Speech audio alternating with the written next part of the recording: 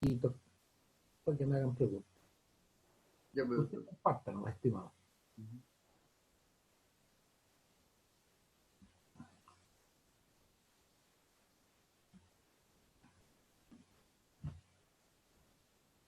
Qué bonito, ¿no? Los pelícanos, ¿Pelícano era eso, no? sí. Yo soy valdiviano, así que siempre veíamos pelícanos allá en la costanera.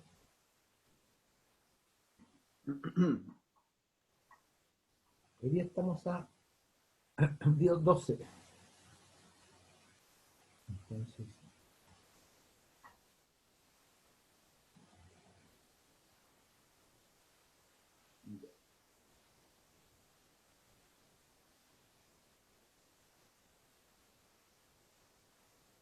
¿Se ve bien así?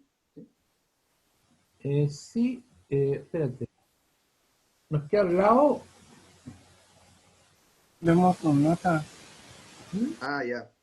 Las notas nos quedan al lado, te fijas, y nos quitan pantalla. Eh, ahí sí. Por ahí vamos. Ya. Con tranquilidad nomás, porque el tiempo no, no, Ya. no nos angustia. Así que tranquilo nomás. Entonces, buenos días. Eh, Como decía ahí el doctor, voy a hablar de la configuración interna del tronco encefálico. Vamos a partir dando unas indicaciones generales. Vamos a estar hablando del tronco encefálico acá, desde el bulbo, ¿verdad?, hasta el mesencéfalo, y vamos a referirnos a las estructuras internas que tiene, que son compuestas por sustancia gris, que serían núcleos, ¿verdad?, cúmulos de somas; sustancia blanca, que serían los fascículos que van a ser ascendentes hacia partes superiores del encéfalo, o descendentes hacia la médula, ¿verdad? Eh, y también de asociación. Y por último, la formación reticular, que va a ser todo un área como de entramado, ¿verdad? Como una malla que se produce en esta área, eh, que también son núcleos, ¿verdad? Pero de una forma particular. La vamos a ver hacia el final ya de la presentación. Primero vamos a referirnos a la sustancia gris en el tronco encefálico, y para comprender cómo está distribuida esta sustancia gris, eh, vamos a referirnos a un proceso que ocurre en el desarrollo embriológico, ¿verdad? Donde está dada esta formación por 6 sucesos que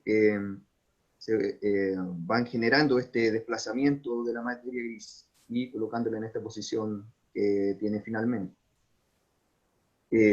Primero, la aparición de los núcleos propios del encéfalo, ya que tienen núcleos que son eh, pertenecientes como, eh, digamos, embriológicamente como externos, digamos, de los pares craneanos, y los núcleos propios del encéfalo. Al aparecer estos también entonces influyen en la forma que tienen, la deposición de las pirámides vulvares, la deposición de los lemniscos, que son fibra de sustancia blanca,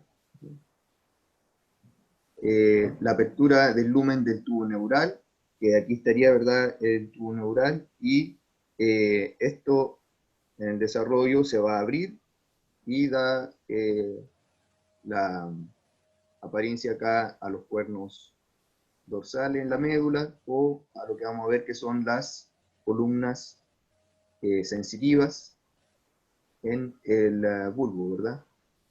Se fijan cómo tiene una equivalencia en la lámina basal, que sería la que le da la sección motora, digamos, y la lámina alar, que estas serían las que van a generar la porción que sea sensitiva, los cuernos dorsales acá, o las columnas laterales en esta área del bulbo. Y el desarrollo también de la formación reticular también va a contribuir a esa distribución que tiene la materia gris en el tronco encefálico, ¿verdad? Y por último, la fragmentación de la sustancia gris. Aquí, en esta fragmentación, ¿verdad? Y en el desarrollo de la sustancia gris en el encéfalo, se produce algo como un decapitamiento, así está escrito en la guía, y es por el decapitamiento del cuerno, ¿verdad? Porque decíamos en la clase anterior, que el doctor nos había explicado, ¿verdad?, que tenía una cabeza del cuerno, un cuello y una base, y entonces en este caso se produce una especie de decapitamiento de esto, y migra, ¿verdad?, va cambiando de posición. Y ahí vamos a ver cómo va quedando en una posición más resultante como la que vemos acá en el bulbo, donde vamos a encontrar la parte motora en medio y las columnas sensitivas lateralmente.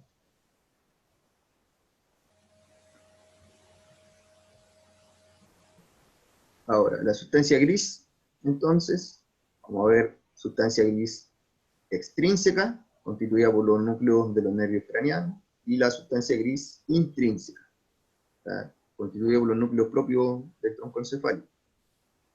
Primero la sustancia extrínseca, vamos a hablar de ella, la cual es la que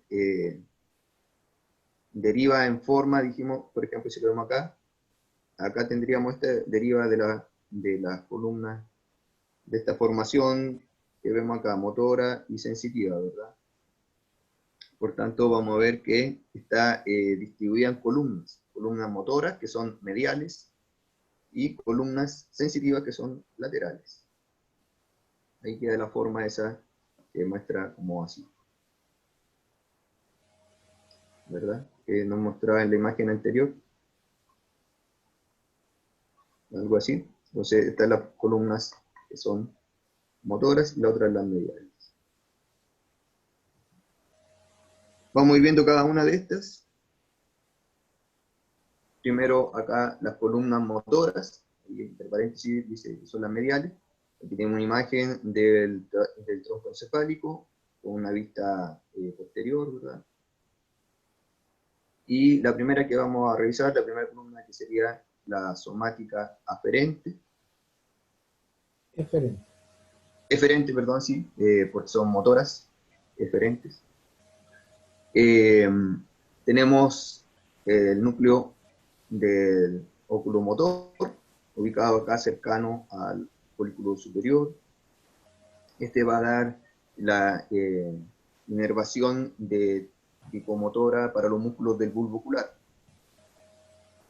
A la mayoría de los músculos, ¿verdad?, con excepción de la que va a dar los siguientes núcleos, que van a ser el núcleo troclear, ¿verdad?, para algunos músculos en particular, como el oblicuo dorsal, ¿verdad?, y el núcleo del abducen, que también es el último que complementa la inervación de los músculos del bulbo ocular. Ahí estaría ubicado ese más caudalmente. Estos dos primeros son del mesencéfalo y este ya es de nivel del puente.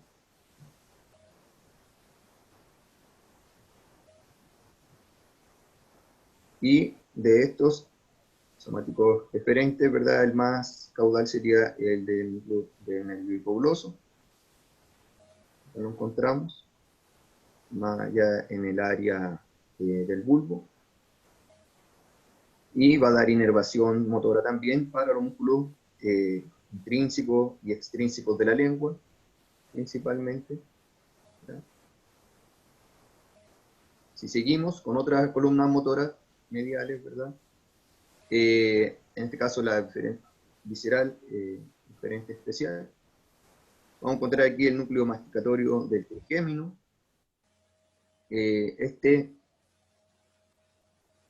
va a ser el que le entrega la función motora a el ramo B3, ¿verdad? El mandibular, que es el que es motor de los músculos de la masticación, músculos como el temporal, digástrico, massétero,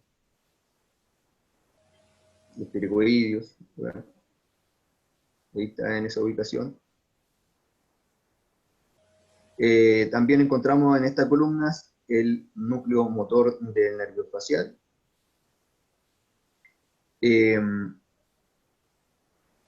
Núcleo motor del nervio facial, ¿verdad? Que es el que está encargado de la mímica, por tanto, todos los músculos de la expresión facial, y también de algunos nervios relacionados con la motricidad de músculos del oído, como el tensor del tímpano y el tensor del velo palatino de la faringe. Perdón, el motor ¿Sí? del facial, ¿Sí? ¿me puedes repetir? Sí, está encargado de músculos de la expresión facial. Ahí Correcto. está el músculo de la expresión facial y también músculos como el músculo tensor del tímpano No, y no, no.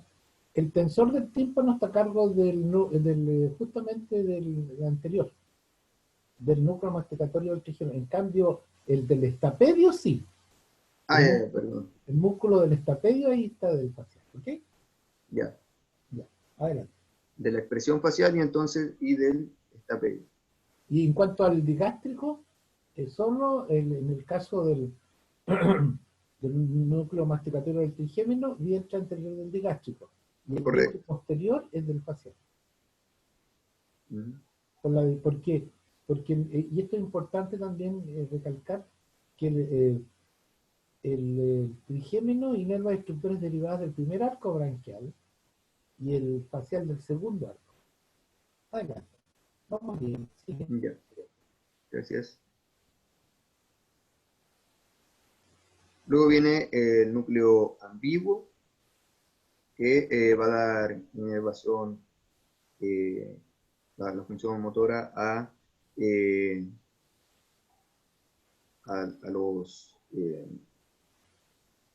nervios glosofaringio, vago y espinal accesorio.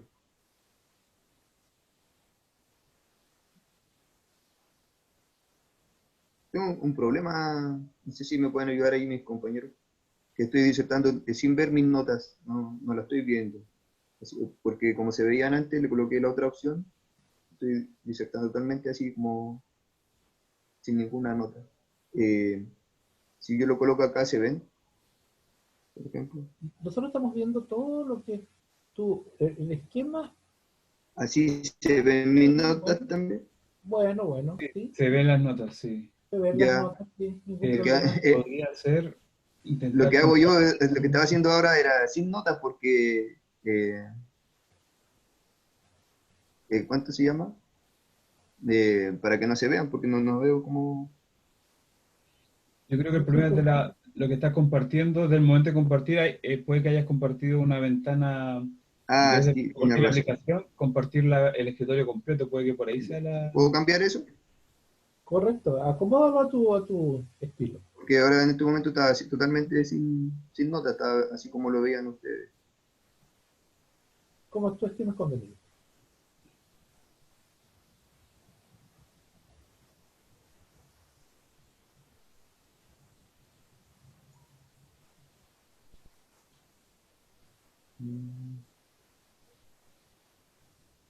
Acomoda la carga a tu, como, Ya. como, Ah, como sea más adecuado para que no se caiga, para que vaya bien estivado el sistema.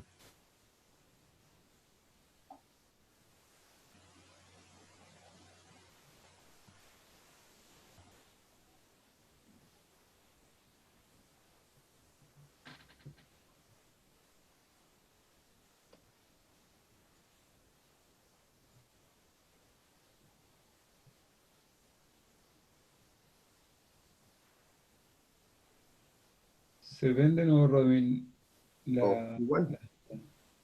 Pero no sé si... Porque hay dos formas de compartir. Uno puede compartir el escritorio y el otro es compartir el PowerPoint. Yo al Ahora menos estaba lo que hago... compartiendo el PowerPoint. No sé Ah, por qué. Compartir. no sé, ¿alguien más sabe cómo, qué otra opción se podrá usar? No, Déjame ver ahora. Ahí me avisan. Si no sigo ahora así, no. estamos viendo pantalla completa. Mira, íbamos bien, se ve la pantalla completa, didáctico, y cualquier detalle nosotros te ayudamos, o sea, complementamos. Si el detalle lo tienen ustedes los apuntes, así que lo importante aquí es la parte conceptual. Ya. ¿Y ahí se ven las notas? Sí se Sí, ve, sí se sí, ve, se ve la vista Ah, ya. moderada. ahí Ya se sin ve. notas, entonces. Eh,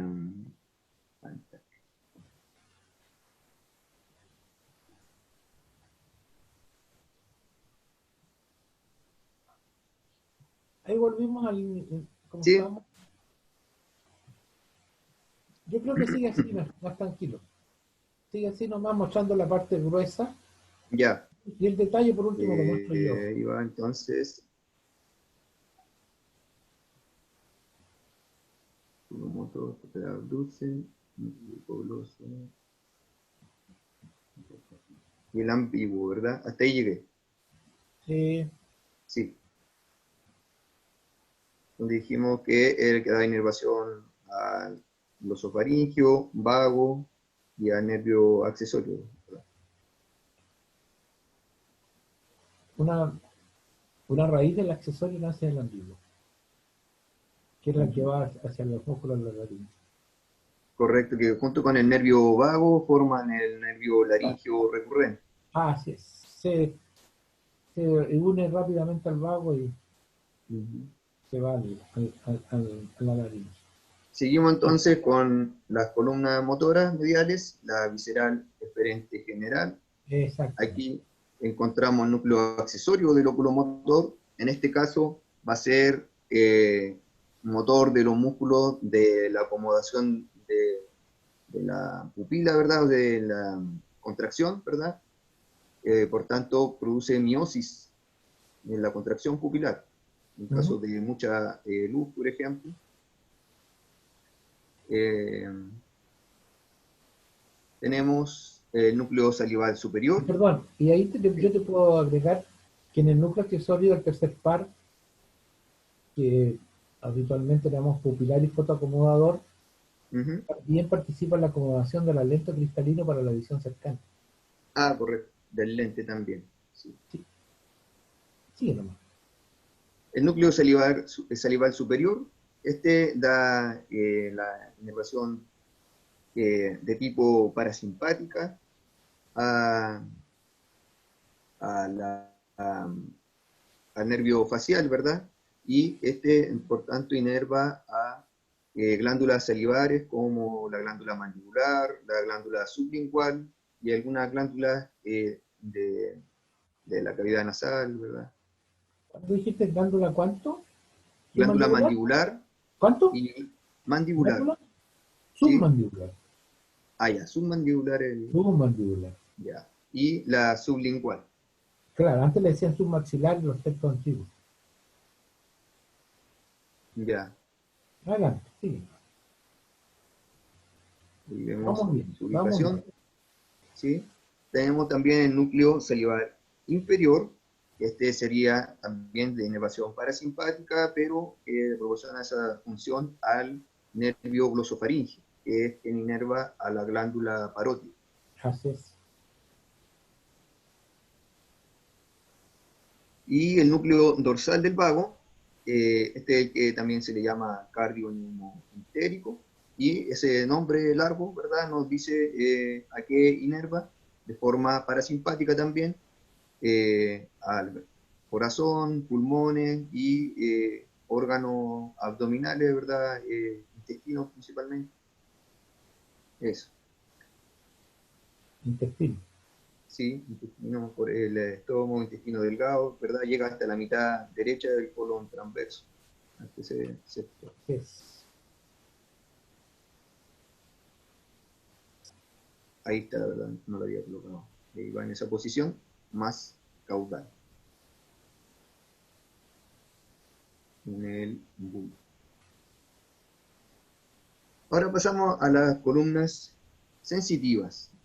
Aquí vamos a ver En cuanto a la visceral aferente especial y general, vemos el núcleo del tracto solitario, en esta ubicación ahí,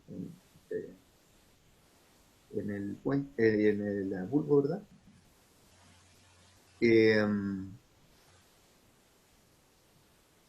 Tenemos la vías, o sea, la somática aferente especial, núcleo coclear. Ahí son dos núcleos realmente, no solamente uno, son dos núcleos cocleares que reciben la aferencia de la cóclea. Y están los núcleos vestibulares también, que estos son 4. Hay uno, estos reciben la aferencia del usáculo, utirículo y de los canales semicirculares. En el núcleo del tracto solitario no recuerdo bien su función. Ahí sí que me puede ayudar un Y poquito. cómo no, ese es visceral, aferente, general y especial.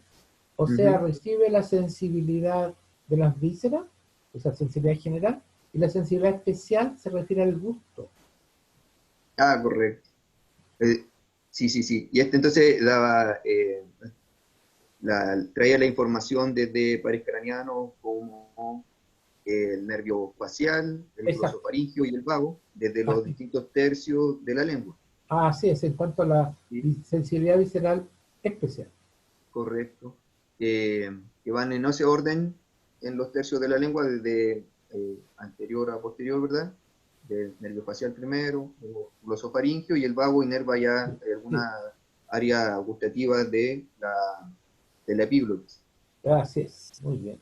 Y lo general viene por el glosofaringio del vago, que traen la sensibilidad de todas las vísceras. Correcto. De visión, Desde las vísceras, ¿verdad? de las Y vísceras. también una parte del glosofaringio, si no me equivoco aquí, que es la que inerva el cuerpo carotídeo. Así es, muy bien. ¿Sí? La quimio y varoreceptores. Muy bien. Adelante. Luego tenemos la somática aferente general, y aquí tenemos todos estos nervios que están, o sea, perdón, estos núcleos que están ubicados en una columna bien larga ahí, del nervio trigémino, donde tenemos el tracto mesencefálico del trigémino en el 4, la parte más, digamos, superior. Y esa está relacionada con la propiocepción de la cabeza. Luego el nervio sensitivo principal del trigémino, ese sería el que da esa inervación, recibe la información de las 3 típicas ramas que conocemos del nervio trigémino, del oftálmico, maxilar y mandibular, o sea, la sensibilidad de toda la cara. Táctil epicrítica, principalmente. Exactamente. Discriminativo. Y por último el nervio del tracto espinal del trigémino. Se llama, mira, núcleo del tracto espinal. Núcleo. Sí, del tracto espinal. En ese caso no tengo clara bien qué función tiene ese. Ese tiene principalmente el dolor de la región craneofacial, tacto protopático, dolor y temperatura y tacto protopático. Y ese núcleo es importante porque, como recibe la sensibilidad dolorosa, actúa como filtro sensorial. Ya les voy a explicar buenas medidas del dolor, los filtros sensoriales. Ya, entonces. Ahora pasamos entonces a la sustancia gris intrínseca, los núcleos propios intrínsecos. Perdón. ¿Sí? Vuelve un poquito atrás, a ver. Ya. Vuelve a la columna sensitiva, núcleo coclear, núcleo vestibular. Ya, ok. Somática aferente general, somática aferente especial. No, está correcto, adelante. Entonces la sustancia en gris intrínseca son los núcleos propios intrínsecos del tronco encefálico. Vamos a partir con los del bulbo, ¿verdad? Aquí podemos encontrar el núcleo grácil, ahí en esa área, una educación más hacia medial, ¿verdad? Y cercano ahí el núcleo cuneiforme. Estos tienen una función similar, pero recibiendo información, ¿verdad?, desde la médula, pero desde tractos distintos, ¿verdad?, desde segmentos distintos, desde unas cervicales, ¿verdad?, en el caso del grácil, si no me equivoco, y cuneiforme ya son de torácico hacia inferior. Hacia abajo, caudal. Correcto, hacia caudal. El núcleo cuneiforme accesorio, ese se ubica ahí lateralmente al cuneiforme.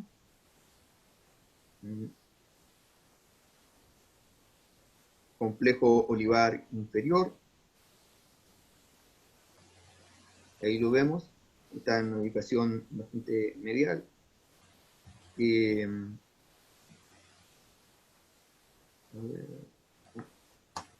Complejo olivar inferior. Y no sé si me puede ayudar para recordar un poquito cómo la función que tiene. El complejo olivar inferior tiene conexiones con el cerebelo y con la formación reticular. Este recibe información aferente de la vía larga, que se llama la formación reticular, que tiene que ver con el control de reflejo.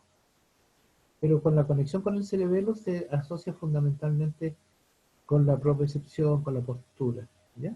Ya, correcto.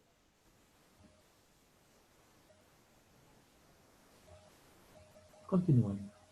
¿Algo que decir ahí, doctor, sobre los otros tres que pasé? No, El muy bien, grácil, sí, está el correcto. No, sí. Yo me meto cuando tú me pides, el resto está bien, sí. Está muy ya. didáctico, está bien. Te felicito, está clarito. Entonces, pasamos a los núcleos propios del puente, vamos avanzando, ¿verdad? Ahí estábamos viendo los del bulbo. Ahora en el puente, aquí se encuentra el núcleo olivar superior. Ahí muestra, es bastante pequeño. Sí, difícil ver, oye. Sí. Incluso ahí usted en la guía indica que es visible al microscopio. Sí, es una manchita blanca. Depende de la tinción. El cuerpo trapezoide, que Bueno, no es perdón. los cuerpos trapezoides, ¿cierto? Que son varios. No. Ahí son los núcleos del cuerpo trapezoide. Los núcleos del cuerpo trapezoide, perdón. Sí. No el cuerpo, porque el cuerpo trapezoide es el conjunto de fibras que cruza de lado a lado. No es el número 2. No. El número 2 Ya. corresponde Esos son los núcleos entonces del a cuerpo los núcleos, trapezoide. claro, los Tendría que núcleos del cambiarlo cuerpo. ahí. Claro, ahí tienes que colocarle el Ya, núcleo del cuerpo trapezoide. El cuerpo trapezoide es correcto. un conjunto de fibras de la vía auditiva. Y Ya. colócale el tiro si quieres, núcleo del cuerpo trapezoide. Bueno, para que no se te olvide. Claro, ahí póngale el tiro núcleos del cuerpo trapezoide. Tiempo tenemos, así que, doctor Enrique, me compartió el tiempo conmigo.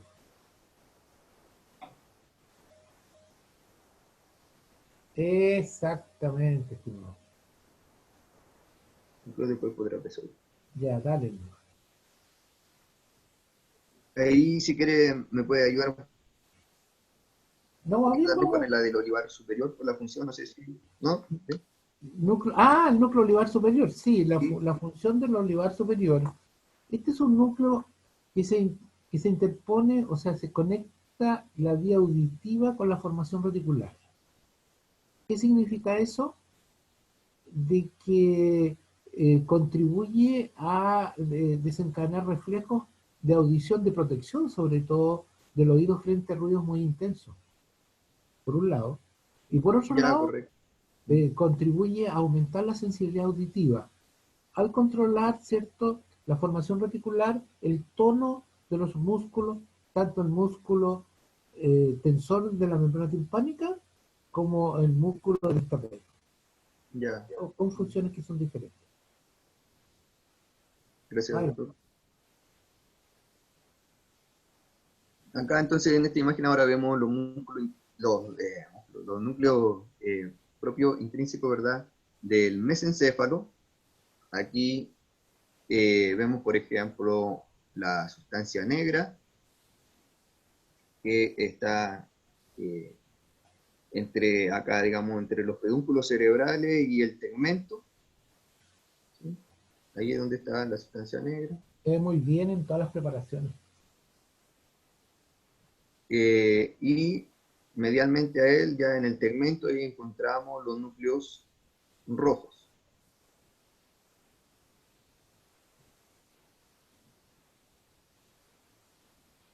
Tenemos los núcleos del colículo superior. Estos ahí no están dibujados acá, pero algo nos mostró ahí el doctor Enrique, ¿verdad? Que Sí, nos mostró una imagen que eran son laminares. láminas, Así, exacto. Son láminas y o eso, camadas de sustancia gris, de neuronas. En cambio, el ¿verdad? inferior es compacto, ¿ah? El núcleo del Sí, folículo inferior es compacto. el Es una masa. folículo inferior dice que es como una forma esférica, digamos, un Exactamente. solo Exactamente. componente. Los núcleos de folículo superior están relacionados a la vía óptica, Reflejos ¿verdad? visuales, ¿ah? Reflejos visuales. Reflejos visuales. Y los del folículo inferior a la vía auditiva. Ah, sí, con reflejos auditivos. Reflejos.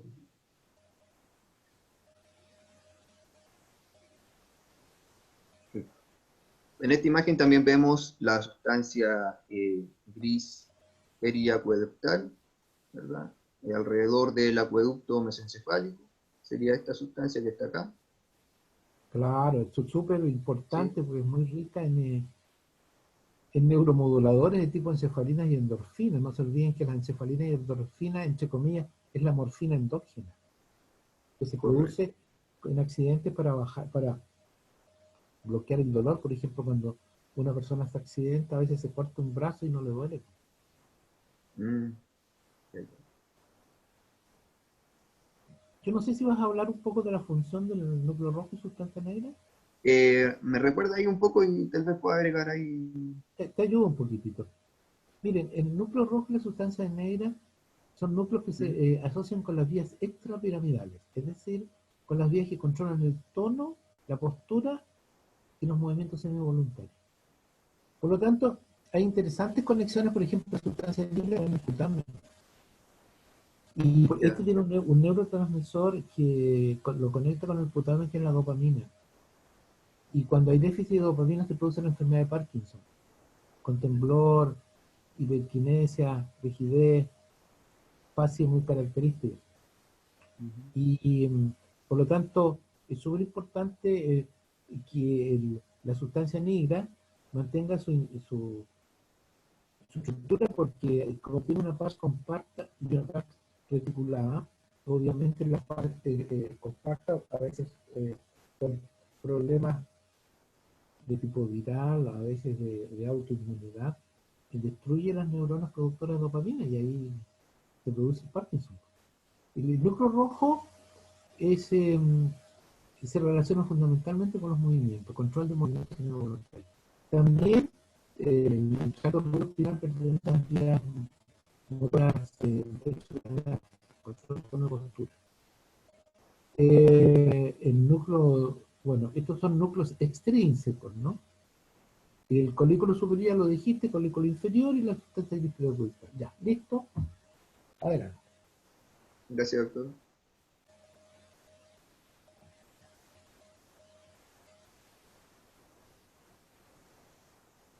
Acá en esta continuación de los núcleos del mesencéfalo, eh, solamente puedo ubicar como en una imagen el primero, el otro no pude ubicarlos bien, ¿verdad?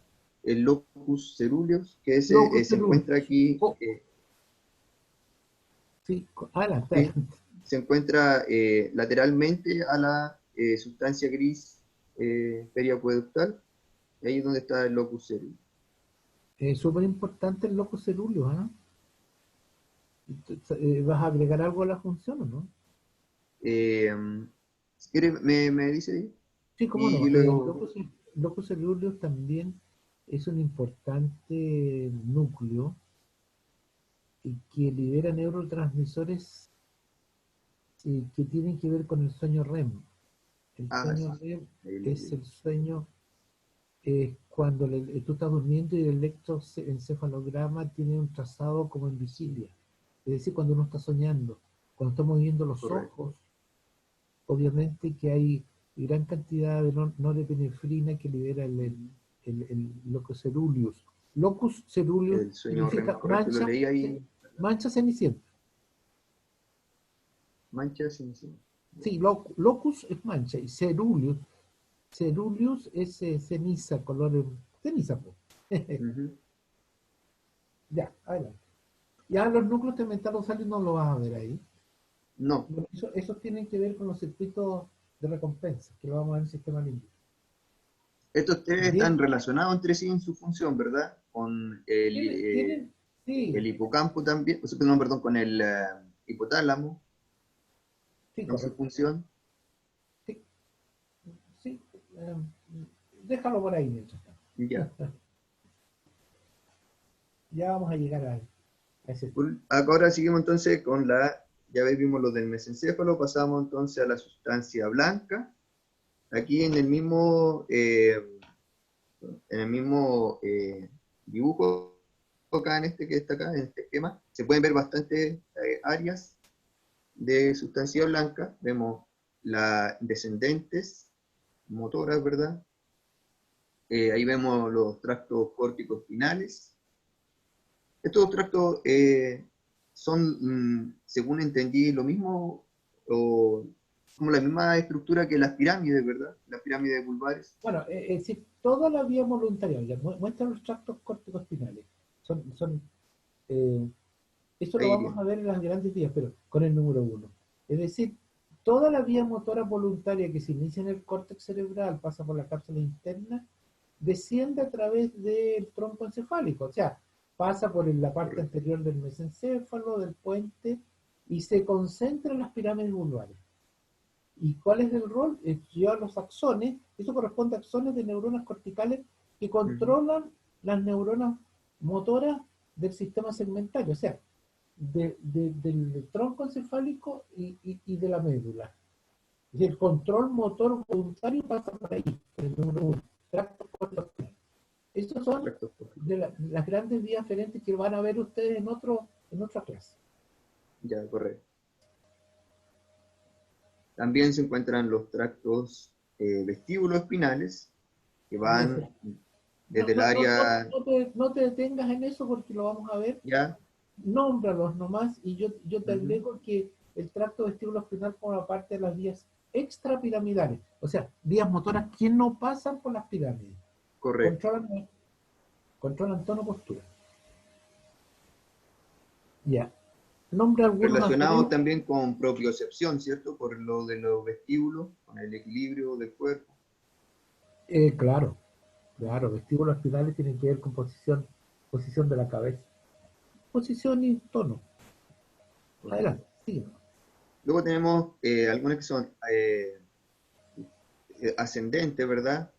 Fascículos que son ascendentes o sensitivos. Aquí encontramos el lemnisco medial y lateral. Aquí en el 3, ahí vemos el lemnisco lateral, el medial.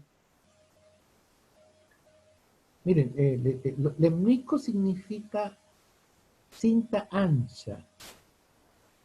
Y la cinta, o sea, el paquete de fibras de tamaño menor, o sea, de menor superficie, son los fascículos o tractos. Entonces ustedes ven a través del tronco encefálico una serie de tractos ascendentes que son sensitivos y tractos descendentes. Es decir, el tronco encefálico es una estación de trenes con trenes que van y trenes que vienen. Y justamente las vías por donde vienen los trenes son los tractos o fascículos. Hay unas vías que son más anchas que son los lemniscos. Ya. ¿Me entiendes? Ya, siga adelante.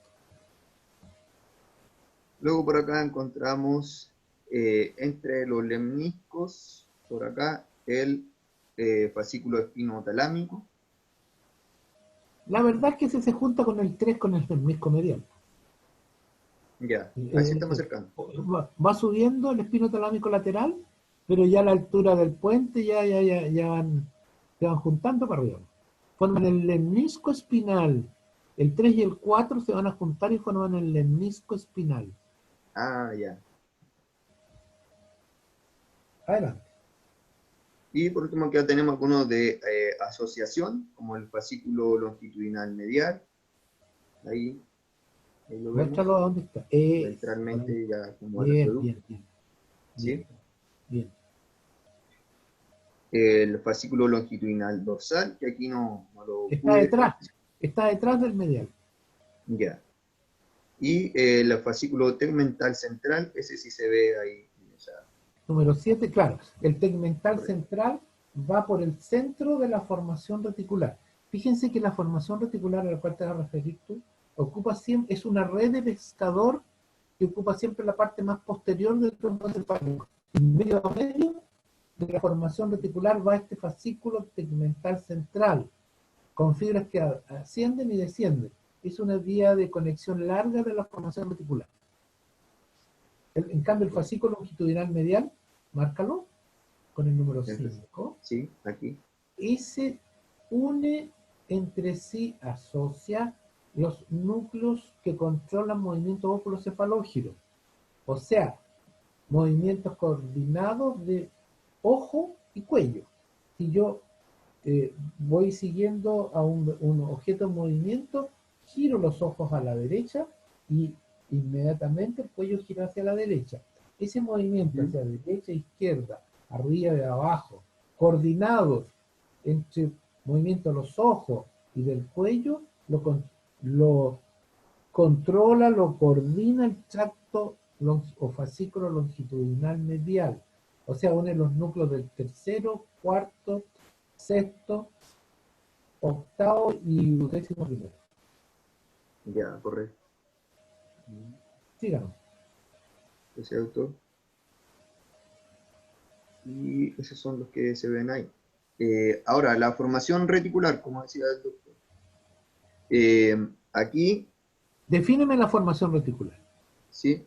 La formación reticular es un conjunto de estructuras, ¿verdad?, que están de núcleos que están dispersos entre materia blanca, formando una red. Núcleos y fibras, ¿ah? Núcleo y fibras, correcto. Por eso siempre yo te digo, y yo de muchos años hago esta semejanza a la red de un pescador que tiene atrapados peces. Ajá.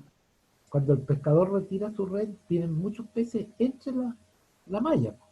Bueno, yo hago la semejanza que los peces son los núcleos de la formación reticular, núcleos propios. Esos núcleos propios son ahí. Sí, cierto, porque en esta imagen nos muestra como de un color intermedio entre la sustancia gris, ¿verdad?, que sería esa, y la sustancia blanca. Exacto. Nos muestra este color. Hácele una red ahí, hácele una red ahí. Hacer una red. Tírale, y tírale entre medio unos núcleos. Exactamente. Esa es la formación reticular. ¿Y qué significa eso? Significa que estos núcleos son mal definidos. O sea, si queréis mirar al microscopio, comparar, por ejemplo, el núcleo olivar inferior con el núcleo de formación reticular, ahí está diferencia, los núcleos de formación reticular cuesta delimitarlos, cuesta ubicarlos. En cambio, los otros no. Entonces, son núcleos de bordes o límites difusos. Correcto. Que sí se pueden también clasificar, organizar. ¿Ya? Bien. Ahora una de las principales funciones que encontré por ahí que era que los ciclos circadianos, ¿verdad? Mira, la formación, a ver, ¿cómo te explico? Ya que comparé el tronco encefálico como una gran estación donde pasan trenes de gran velocidad hacia arriba y hacia abajo. Es decir, trenes que son las vías que van hacia arriba, aferentes o sensitivas, las que vienen de arriba hacia abajo, motoras. Estos trenes de gran velocidad en esta estación dejan algunos carros. dejan información, una información que queda latente, de tal manera que la formación reticular, al estar recibiendo permanentemente información de grandes tenebres, tiene una información de fondo que forma una especie de tono. Ustedes saben lo que es el tono muscular. Correcto. Todo el grupo entiende. Entonces, también el sistema nervioso central tiene, a nivel de la formación reticular, un tono. Un tono, o sea, una actividad de fondo que nos permite mantener la atención, que nos permite también controlar la vigilia y el sueño. Y junto con eso la formación reticular, ¿cierto? Controla, como está metida entre los núcleos de nervios craneanos, porque si ustedes ven ahí en la parte dorsal de un núcleo de nervios craneanos, cualquiera, más al centro, dibújate un núcleo grande, dos núcleos grandes, no importa que no coincidan con la descripción. ¿Así, Ahí, por ejemplo? sí, y dibújate otro más abajo, dibújate más abajo, más hacia adelante. ¿Para acá? Más arriba. Ahí, y dibújate más arriba otro. Ya. ¿Qué significa? ¿Qué es lo que estás viendo ahí? Tú estás viendo que la formación reticular es una verdadera red que une núcleos de nervios craneanos. Únelos, a ver, únelos con la forma. Tú que tienes esa cualidad tan buena para un académico, que es el dibujo y el control fino de tu psicomotricidad. Ustedes ven que la formación reticular actúa como puente entre núcleos de nervios craneanos. Por lo tanto, coordina reflejos donde participan núcleos de nervios craneanos. ¿Qué reflejos? Muchos. Movimiento de los ojos, salivación, deglución, masticación, control de respiración, control de la presión sanguínea, porque coordina, une, asocia núcleos de nervios craneanos. Si tú le tiras una flecha para arriba, gruesa, y una flecha para arriba, saliendo de la formación reticular, ¿Así? Así, digo una flecha. Y hacer esa, y una para abajo, otra flecha para abajo, y una para el lado. De tal forma que hacia arriba la formación reticular se manda estímulos y recibe estímulos del tálamo, y del tálamo hacia el córtex. Dibújate arriba un córtex cerebral. Arriba. Bien arriba. Un corte, pura corteza. Sí, sí. Ya, exacto. Y a medio camino dibújate el tálamo, dibújate una pelotita. Muy bien. De tal manera que tú ves que la formación reticular proyecta unas líneas hacia el tálamo, hacia arriba. Hacia arriba. De ahí, sigue la línea, exacto, sigue la línea. Y de ahí hacia el corte. De tal manera que ustedes ven que ese ruido de fondo, esa actividad de fondo que tiene la formación reticular, la transmite al tálamo y al córtex. Por eso participan los fenómenos de atención, de vigilia y sueño. Y si tú sigues la flecha para abajo, sigue la flecha para abajo. ¿Qué es lo que hay debajo? Debajo está la médula espinal. Dibújate un segmento de médula ahí. Médula espinal. No, dibújate mejor un corte transversal de médula. Borra eso. Acá lo dibujo porque no puedo borrar solamente eso. Ya, espera ahí. Hazte un segmento. Exacto. Muy bien. Fíjate que como tírale las líneas para abajo de la formación reticular, hacia la médula espinal. Entonces, exactamente, la formación reticular también va a actuar sobre la médula espinal, no solo sobre las neuronas del cuerno dorsal sensitiva, contribuyendo a abrir o cerrar la compuerta para el paso de estímulos hacia los niveles inferiores, sino también sobre el cuerno dorsal, permitiendo entonces que se altere el tono muscular, ya sea el tono se aumenta o disminuye. Por eso que Un estímulo permanente de la formación reticular va a aumentar el tono muscular.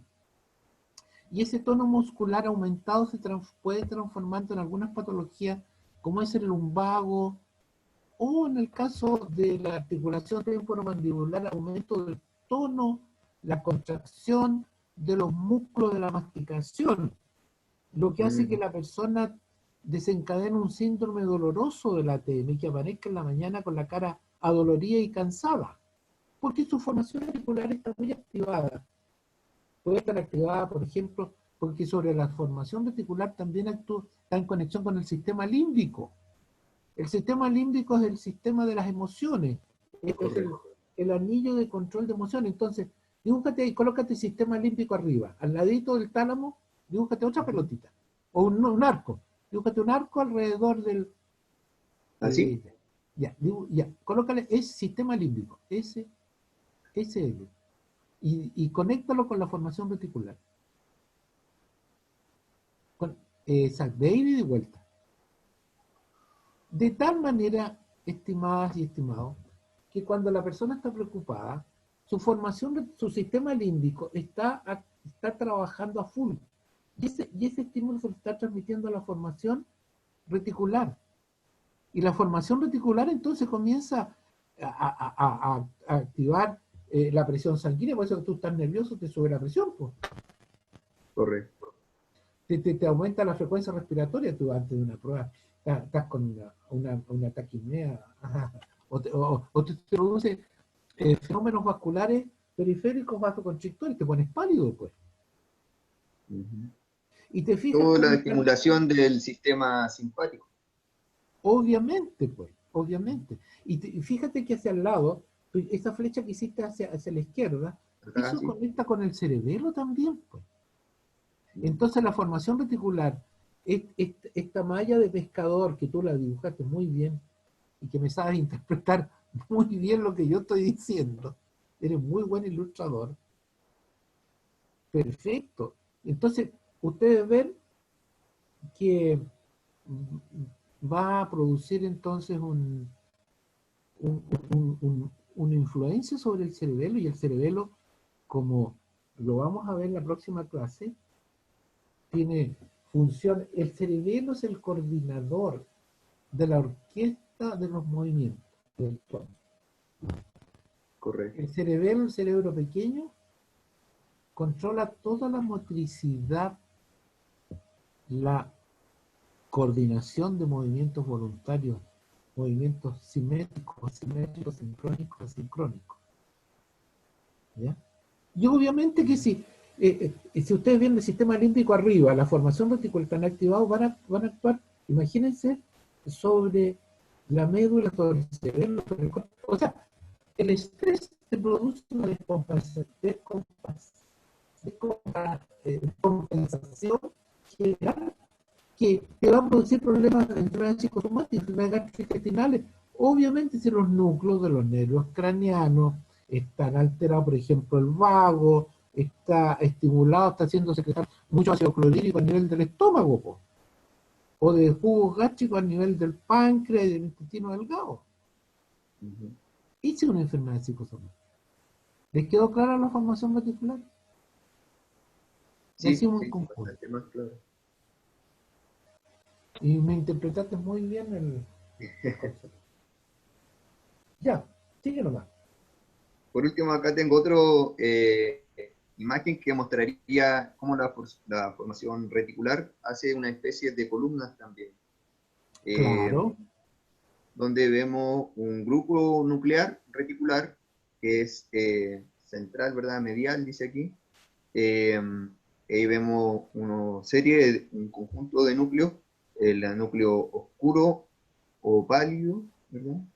El núcleo magno, el núcleo continuo. Fíjate que hay núcleos, perdón, disculpa, el grupo 1, grupo nuclear. Ubícate primero los tres grandes grupos, el 1, el 2 y el 3. Ya, ahí están, ¿verdad? Ese sería el 1, ahí. Ya, esos son los grupos, entonces grupo nuclear reticular medial. Núcleos del RAFE, esos son los del RAFE. Correcto. Los del RAFE, ¿cierto? RAFE significa línea media, pues. Correcto, sí. Entonces, Como son ras del cuello, núcleos propios de la dorsal del formación cuello. reticular, mal delimitados, ¿cierto? Y que están ocupando una posición sí característica, que tú la estás marcando muy bien. Ujú. 1, Y por 2, último, 3. ahí el dorsal o central, ¿verdad? No sé. Todo eso formarían los núcleos del RAF. Núcleo nuclear reticular medial o del RAFE. Después, ¿cuál es Correcto. el número, segundo grupo? ¿Dónde está? Dibuja los El otro segundo color. grupo es el de nuclear reticular paramediano, por tanto son estos núcleos que van en esta, Exactamente, señor, exactamente. acá. Y después tenemos núcleos reticulares laterales. Lateral, uy, perdón, que serían estos que son más extensos acá, Sí, ¿verdad? Y también hay algunos que están dispersos, que son pertenecientes a este mismo grupo reticular, que van acá, a los costados. muy bien. ¿Sí?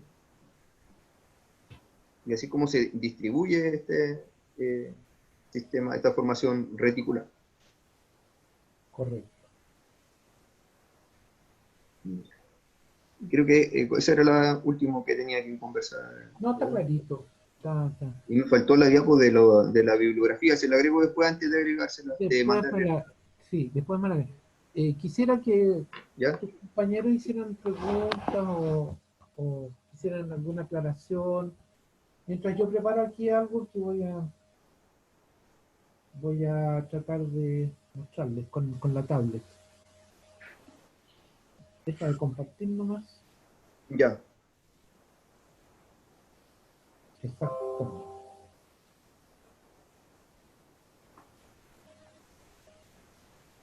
Bien, pueden abrir sus pantallas nomás y hacer las consultas. Yo creo que hicimos un buen equipo. Estuve dibujando y yo creo que quedó claro lo que es la formación reticular, ¿cierto? Sí, súper claro. La formación reticular, la ubicación de... Yo quisiera, si es que hay dudas, ¿no? Hacer algunos... Oh, hola, Hola, ¿quién? hola, yo, doctor Yami, Amy. estás hablando Estoy por el otro lado. sí, no decirle a Rodemil en realidad que ayer le eché una mirada a los apuntes, o sea, la clase y realmente entendí poco nada. Era súper complicado el tema, pero hoy realmente con la explicación quedó muchísimo, mucho más claro. De verdad que fue como súper ordenado y súper como metódico en la esquematización que hizo, así que no, súper. Y me quedó una duda que, no, en realidad eran dos, una la explicó el doctor después con el tema de la reacción vagal y la otra al comienzo cuando hablabas del decapitamiento acá de la cabeza dorsal, si no mal recuerdo. ¿Eso se producía por la decusación de fibras a nivel superior? Correcto, sí hay una decusación de fibra que hace Y que al se cruzarse distribuya de esa hace otra forma. Y al cruzarse hace que la cabeza se vaya como dispersando y se vaya seccionando. Exacto. Perfecto.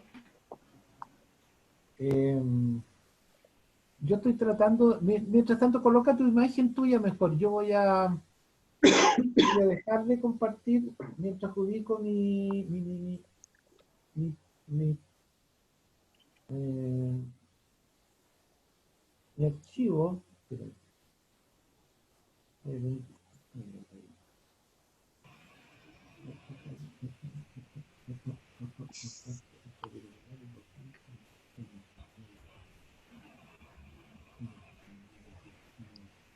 aquí está, perdón.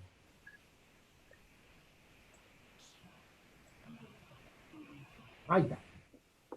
No, yo simplemente quiero recalcar algunas cositas nomás, o resolver algunas dudas que ustedes tengan. Profesor, yo tengo una duda que la tengo hace tiempo, la verdad. ¿Con quién está hablando? Andrés. Andrés. Sí, lo que pasa es que, por ejemplo, el núcleo ambiguo, una parte es es la porción motora para los músculos de la laringe, y eso sale con el nervio accesorio, con la raíz craneal del accesorio, pero una vez que emerge ya, prontamente esas fibras se van hacia el vago. Entonces hay algunos autores que consideran correcto decir que sería en el fondo el accesorio que inerva a los músculos de la laringe, los músculos intrínsecos de la laringe, pero otros consideran que sigue siendo el vago. Entonces, como un tema como Mira, de mira, mira. consenso, no sé, ¿cómo lo ve usted? Buena pregunta. ¿Te fijas lo que estoy haciendo ahí? Sí, A o sea, ver, se ve a un ver, yo punto. estoy marcando aquí, pero no se ve. Allá, a ver. Ahí sí, sí se ve rojo, está ahí en el... Ahí se vio más Sí, rojo. Bueno, mira, se ve rojo.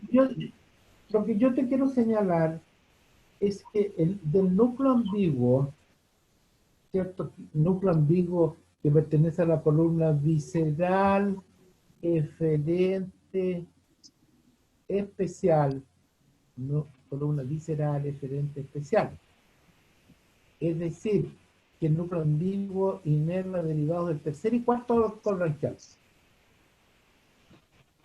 Por ejemplo, este núcleo ambiguo tiene, ustedes ven ahí, lo estoy dibujando, no se ve bien, fíjate que demora en aparecer. Bueno, tiene un tercio superior que, como tú ves, el número 11, el número A se demora en salir, fíjate, no es instantáneo. Hay Hay como un un lag. delay. Sí. Fíjate que ustedes observan que su tercio superior salen fibras para el glosofaringe. Correcto. De su tercio medio para el vago, y de su tercio inferior sale precisamente una de las raíces del 11, accesorio. Fíjate que hay un delay de... Lo escribí y todavía no aparece. Escribí, todavía no aparece. Bueno. Entonces el 11 tiene una raíz vulvar o craneal y una raíz espinal. Estas dos raíces, espinal y craneal, tienen un corto matrimonio, ¿cierto? Porque se separan, ¿cierto? Se originan juntas, pero de repente una de abajo y otra de para arriba. La raíz vulvar se incorpora al vago y va a inervar la musculatura de la laringe. Y la raíz espinal se une con las raíces que vienen, es decir, se unen con... Recuerden ustedes que la médula espinal tiene núcleos como el frénico, como el núcleo del espinal, los primeros segmentos medulares, los primeros 5. Y entonces, esto que desciende se une con las fibras que vienen de la médula y van a inervar el músculo esternocleidomastoideo y el trapecio. En cambio, la raíz vulvar se separó rápidamente y se fue con el vago y se fue a la laringe. Esa es la estructura del nervio accesorio. ¿Me entendiste o no? Sí, sí, no, sí, claro. No sé si te contesté, a lo mejor tú me estás preguntando otra cosa. No, o sea, no, sí, yo le entiendo, y también entiendo la conexión que hay, pero es un tema de concepto de qué tan erróneo sería decir que los músculos de la laringe son inervados por el vago, o si por el contrario debiesen ser considerados No, no, inervados no. por el... No. Por el Vago. Las fibras no, que claro, sí, tienen... todos los textos dicen siempre que es el vago, pero mi pregunta va como de si es el accesorio el que está entregando esa raíz, esa porción visceral eferente. El núcleo ¿Cómo se ambiguo... considera? Ujú. No, espérate. toda la conexión entre la raíz vulvar y todo, es decir, y el vago, o sea, toda la conexión entre la raíz vulvar del vago y del 11, del accesorio y el vago, todo es intracraniano. Sale del ambiguo y se juntan al tiro. O sea, el matrimonio dura muy poco. O sea, lo que llega al vago para transportar a la laringe son todas las fibras que provienen del núcleo ambiguo. Y esas van en el vago. Se juntan en el nervio laringeo superior y el laringeo inferior. O sea, lo que llega al vago, lo que tú disecas, son los nervios laringeo superior e inferior, que provienen los dos del vago, pues, si tú lo disecas y salen del vago. O sea, el que conduce todas las fibras a la laringe es el nervio vago.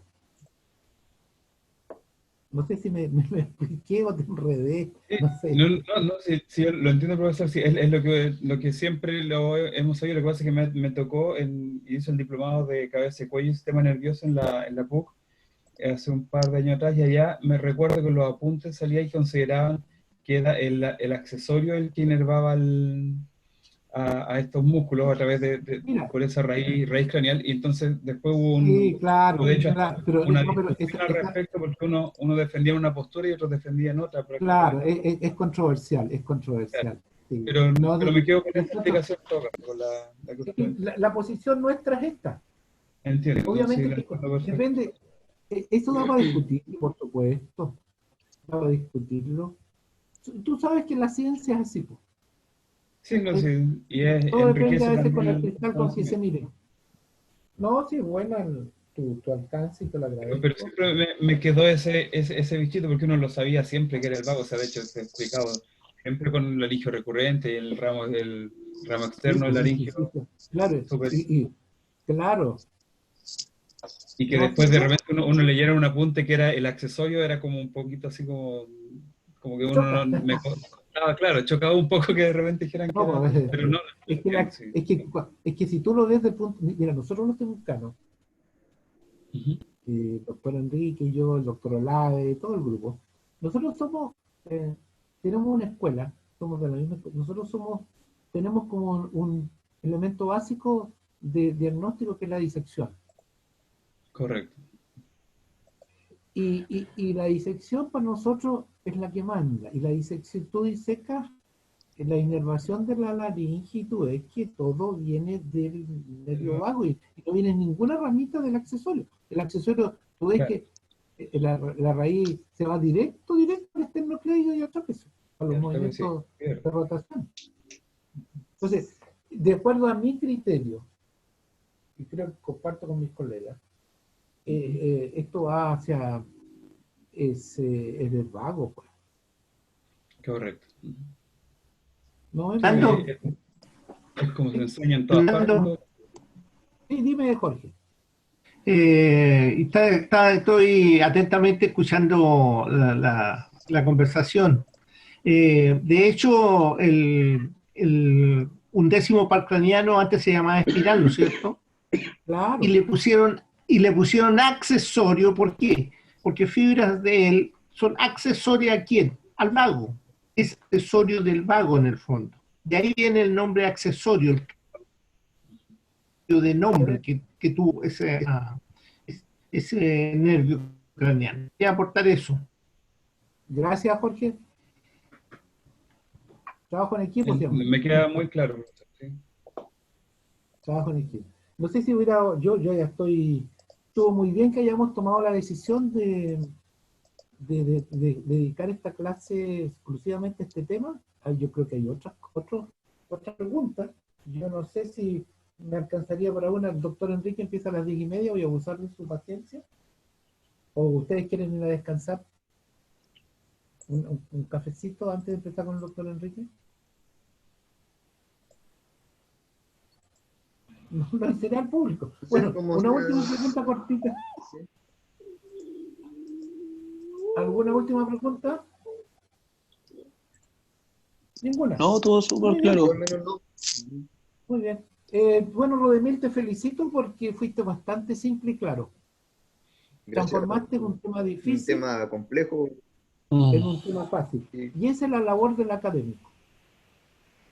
Explicarle a los alumnos, de acuerdo a mi punto de vista, lo difícil es hacerse lo fácil. Y tú tienes una gran habilidad que como anatomista te va a dar un plus, o te da, que es el manejo del dibujo.